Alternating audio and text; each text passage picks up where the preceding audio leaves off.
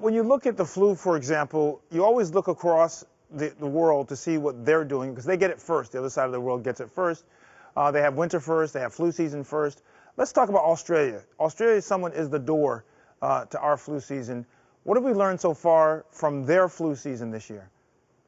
Yeah, so what's happened in Australia is that they've been working very, very hard on masks, distancing, and hand hygiene.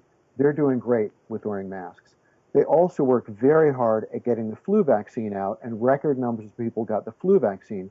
And the result is that they're really controlling COVID, and they had only about 1/10 as many flu cases as they normally do.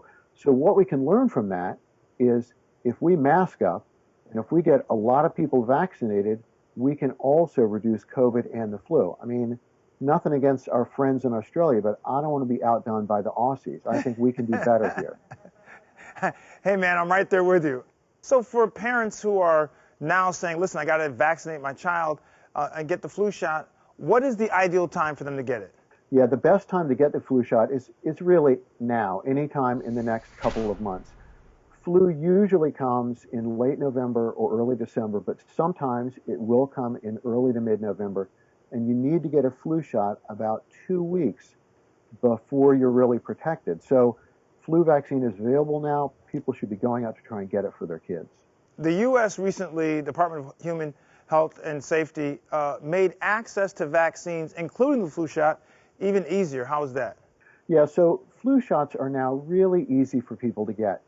The ideal place is your pediatrician or your primary care provider because they have all your child's records.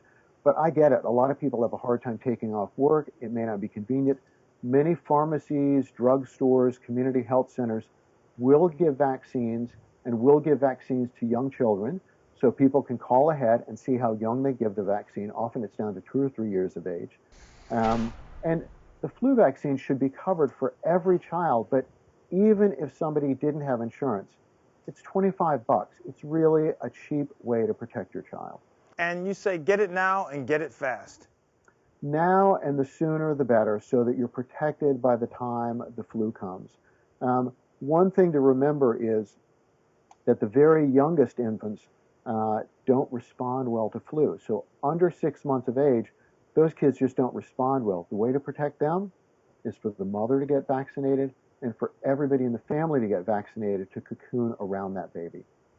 Absolutely. It's not always about you, being protected, getting for yourself. It's about also protecting and helping others. Dr. Williams, this is great advice. I echo the same thing. So thanks for keeping our kids safe. Thanks for making people aware of this. Everybody, get a mask, get a flu shot. Absolutely.